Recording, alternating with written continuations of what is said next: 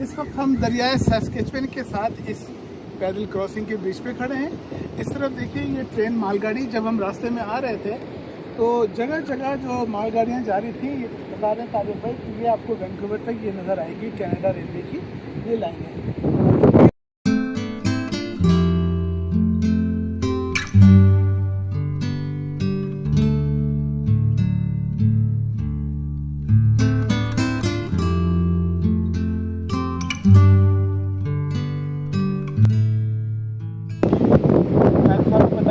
पानी का लेवल ऊंचा होता है तो फिल्ट्रेशन को आसानी होती है।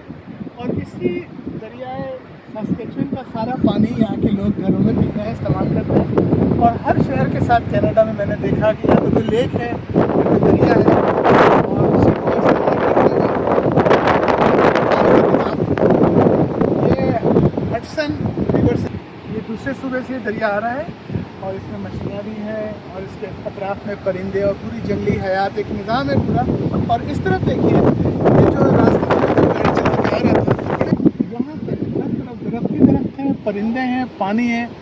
तो ये नॉर्थ अमेरिका में जो अल्लाह ताला की बेशुमार नेमतों में से सबसे अहम जो है ना, वाफिर पानी, जंगलात, खूब बारिशें, बहुत अच्छी अल्लाह ताला की ब्लेसिंग है ना।